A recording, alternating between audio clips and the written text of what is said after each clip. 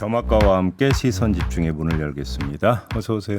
네, 안녕하세요. 더마카입니다. 대구 시내버스 기사님이 봄비가 추적추적 내리는 아침입니다.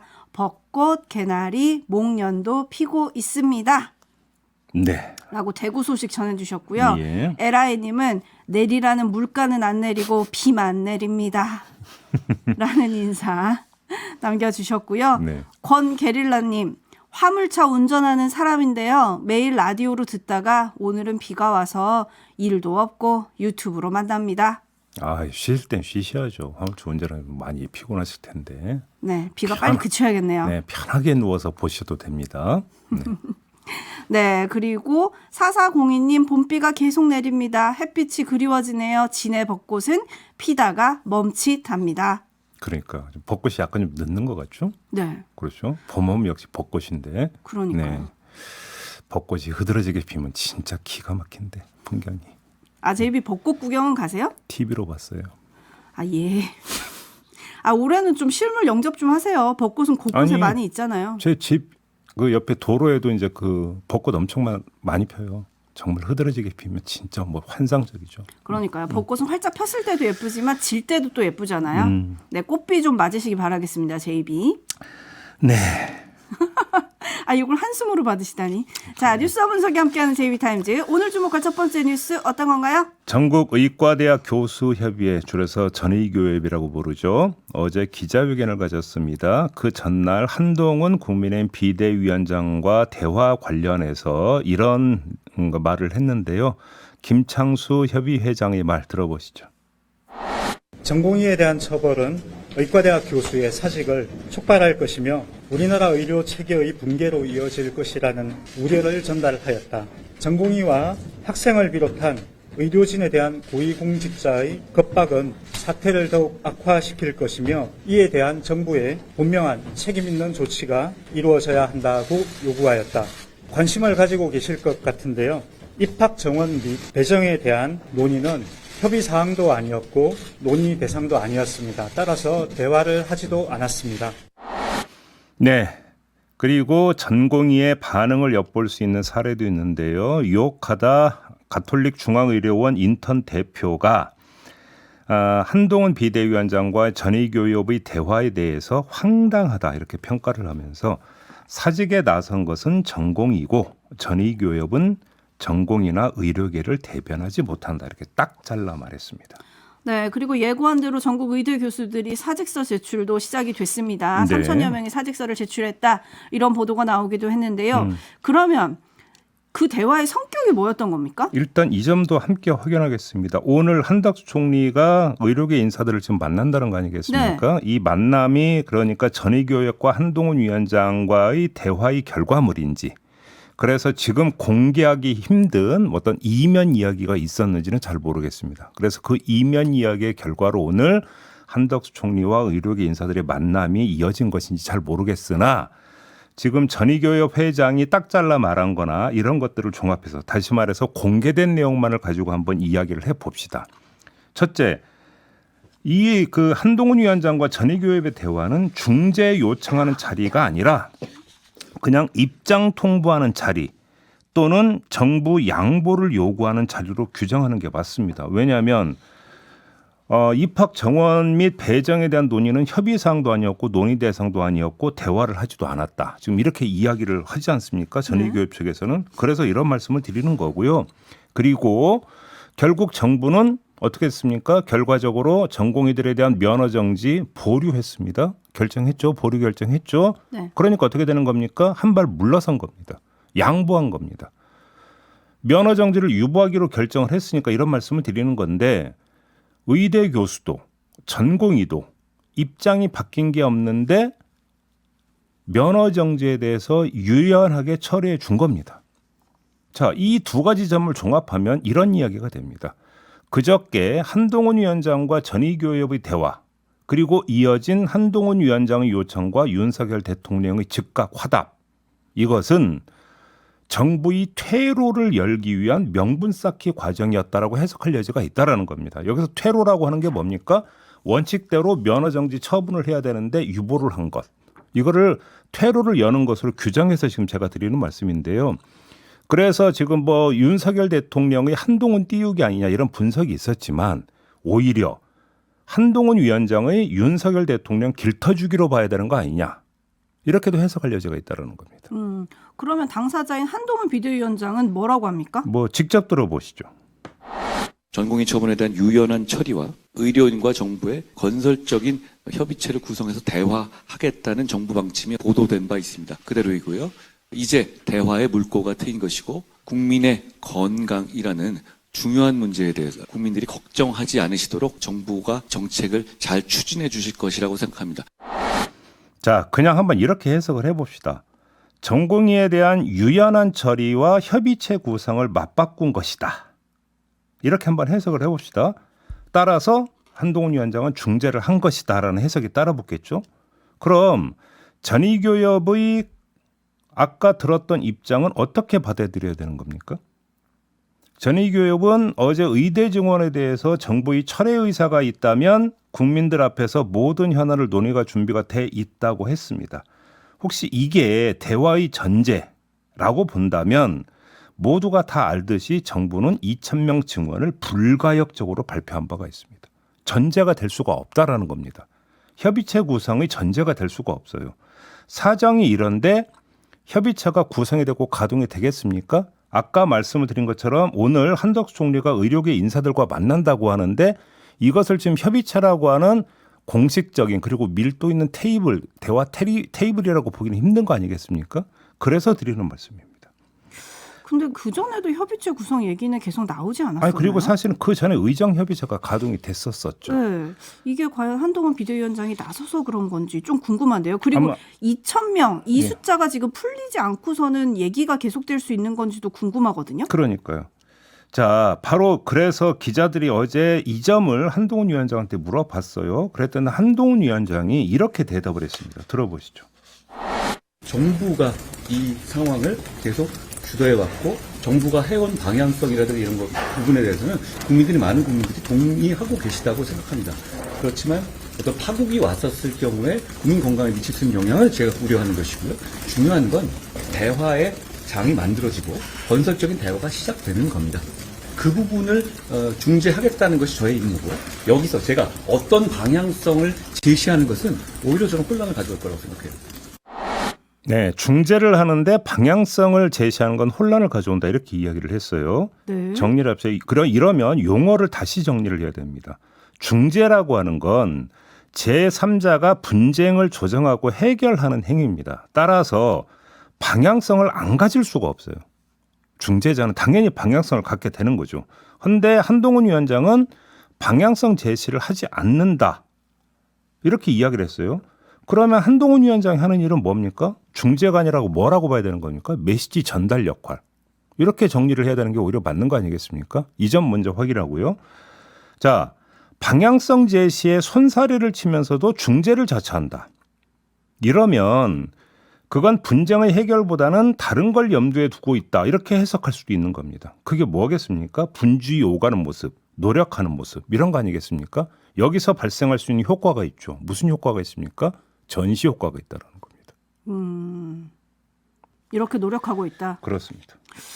네, 한동훈 비대위원장이 이런 말도 했거든요. 이 문제에 있어서 건설적인 대화의 중재자로서 문제를 조정할 수 있는 사람으로서 정치 역할을 하겠다라고 했는데 이게 그러니까 제가 듣기에는 이런 것 같아요.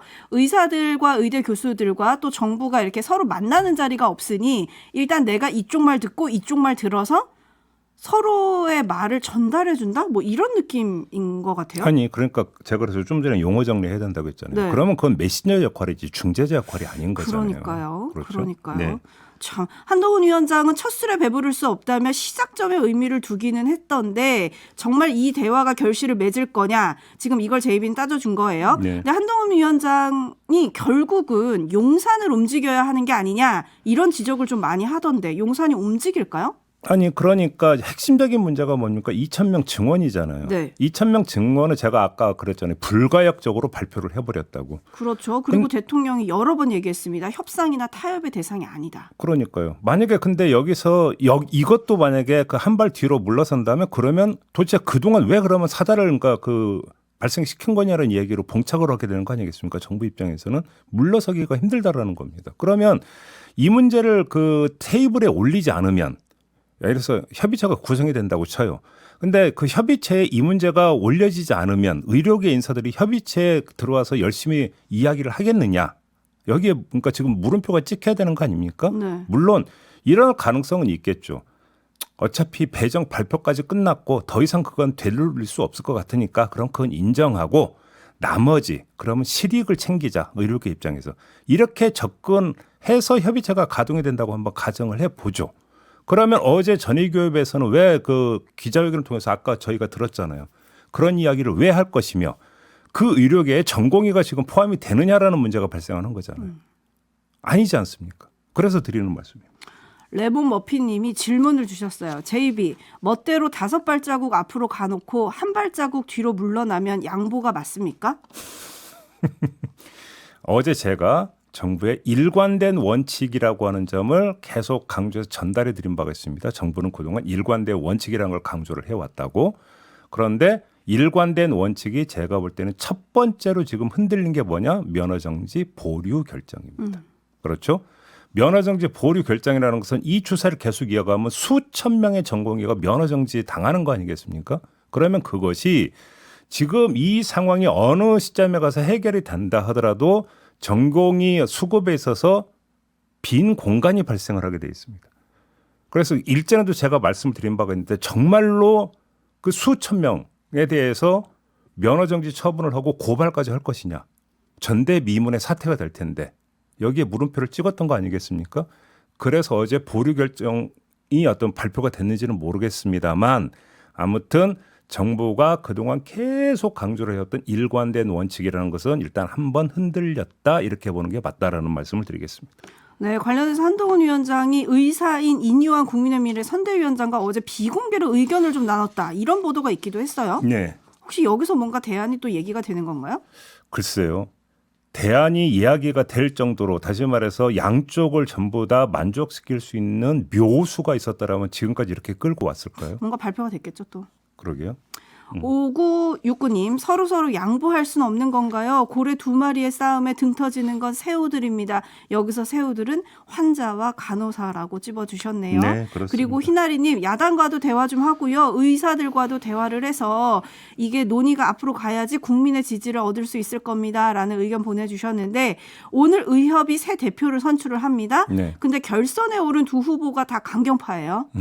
정보가 어떻게 나올지도 궁금하고요. 앞서 JB가 얘기하신 한덕수 총리가 오늘 하는 의료계와의 대화, 지금 참석자가 누군지, 안건은 무엇인지 이거는 지금 어제는 밝혀진 게 없거든요. 그렇습니다. 일단 시간과 장소만 나왔습니다. 네. 오늘 오후 2시 서울대학교 의과대학 대의회실에서 만난다고 하는데 어떤 자리가 될지 여기도 시선 집중하겠습니다.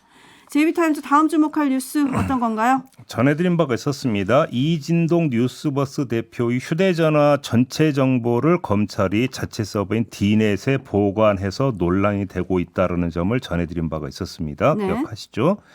그런데 사례가 하나가 더 있었다고 합니다. 리포액트 허재현 기자의 경우인데요.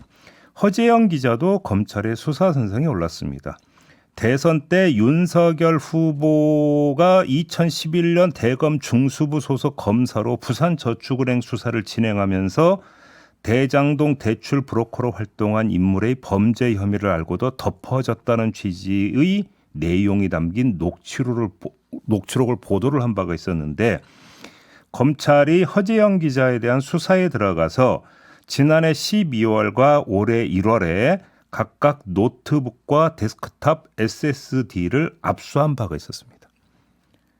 그리고 나서 허재영 기자에게 확인서를 교부했는데요. 어떤 내용이었냐면 전자정보 삭제 폐기 또는 반환 확인서였었습니다. 그런데 이 확인서 내용을 봤더니 전부 이미지, 그러니까 휴대전화 전체 정보를 복사한 그 이미지를 주인 검사의 지휘 내용에 따라 법원 검증용으로 별도 보관한다. 이런 내용이었습니다. 지금 말이 좀 어렵긴 한데 쉽게 얘기하면 압수수색이 영장이 나오잖아요. 네. 그러면 그 영장의 범위에 들어가는 거 외에 다른 것들도 전부 다 보관을 하겠다 뭐 이런 얘기예요? 그러니까 이진동 뉴스버스 대표의 경우에 그거였잖아요. 네. 그러니까 휴대전화를 압수를 해서 휴대전화 내용을 추출을 하는데 그러니까 그 혐의점과 관련된 거에 한정해서 해야 되는데 휴대전화를 통째로 복사해서 그 이미지 파일을 DNA에서 올렸다는 거 있잖아요. 네. 보관하고 있었다.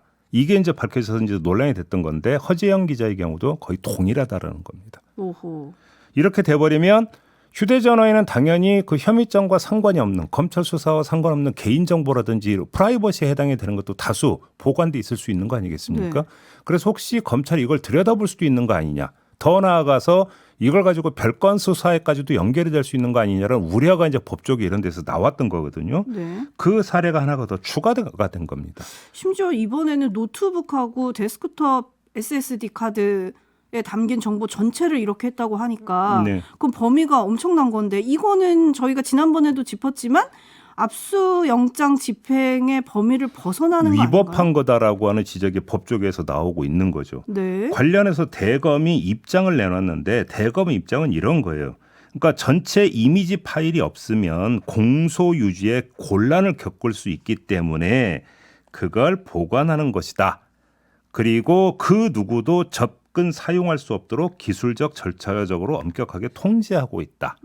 이런 내용이었는데 바로 반박이 나왔습니다.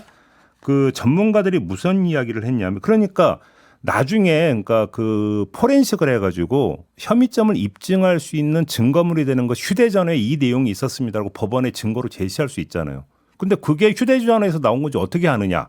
만약에 이거에 대비해서 전체 이미지 파일을 갖고 있어야 된다. 이게 대검의 이제 주장인데 지금 전문가들이 무슨 이야기를 하냐면 이 그 복사를 하면 디지털 지문에 해당이 되는 해시 값이 생성이 된다. 이것만 갖고도 충분히 지금 추출돼서 증거물로 제시한 거에 이 휴대폰에서 나온 거다라는 게 입증이 가능한데 왜 그러면 전체 이미지 파일을 보관해야 되는 이유가 뭐냐. 이 점을 지금 바로 반박하고 있는 거거든요. 네. 그렇기 때문에 논란은 계속 거세지고 있는 것이죠. 네, 손뜨개님을 비롯한 많은 분들이 이거는 디지털 캐비넷인가요? 라고 좀 보내주고 계신데 이거에 대해서는 검찰이 명확하게 답을 내놔야겠네요. 그렇죠? 네. 입장이 또 나올지 시선 집중하겠습니다. JB타임즈 다음 주목할 뉴스 어떤 건가요? 여성 직원을 상습 성추한 의혹 등을 받아왔던 김태우 양산시 의원 기억하시죠? 기억하죠. 어제 기자회견을 열고 의원직 사퇴를 발표를 했습니다. 시민을 대표해 만들어주신 시의원 자리인데 불손한 일로 걱정과 실망을 안겨줘 어떤 말보다 죄송하다는 표현 말고는 드릴 말이 없다. 이렇게 밝히면서 이 시간 이후로 모든 걸 내려놓고 피해자의 마음을 달래고 위로하는 데 노력을 다하겠다고 밝혔습니다. 헌데 그 뒤에 한 말이 기가 막힙니다. 뭐라고 했는데요? 직접 들어보시죠. 우선 파문이 불거진 지 석 달 가까이 다 됐는데 이제서야 뒤늦게 사퇴한 이유에 대해서 이렇게 말했습니다. 답변들이 지금 조사 과정이라서 애매한 부분이 있어서 이렇게 마감하도록 하겠습니다. 답변 못 드려서 죄송합니다. 아니 경찰 조사 과정에 있어서 답변을 못 드린다. 이게 지금 설명이 된다고 생각하십니까? 사퇴가 늦은 이유가 이거래요? 그러니까요. 그러면 결국은 의원직을 가지고 있는 것이 그러니까 경찰 조사에 대한 방어권을 행사하는 데 도움이 돼서 의원직 유지했다. 이렇게밖에 해석할 수 없는 거 아니겠습니까? 의원직이 그런 용도로 쓰라는 겁니까? 이거 하나 먼저 짚고요. 이거보다 더 기막힌 말은 피해자에 대해서 직접적인 사죄를 했는지 묻는 질문에 대한 대답이었는데 들어보시죠. 2차 피해 우려가 있어서 2차 피해 우려가 있어서 그래서 경찰하고 의논했고 반대하는 부분이 좀 있습니다. 아니 2차 피해 우려가 있어서 피해자한테 직접 사죄를 안 했다고 합니다. 이게 지금 말이 된다고 생각하십니까? 아이고. 아니 있는 그대로 성심을 다해서 사죄를 한다면 그게 어떻게 2차 피해로 이어질 수 있는 겁니까? 그러니까 2차 가해는 주로 자기 정당성을 어떻게든 주장하다가 이루어지는 거거든요. 그렇지 않습니까? 이건 도저히 납득할 수 없는 설명인데 그래서 결론은 이렇게 내릴 수밖에 없습니다. 이 사람 별로 변한 게 없다. 이게 결론인 겁니다. 네.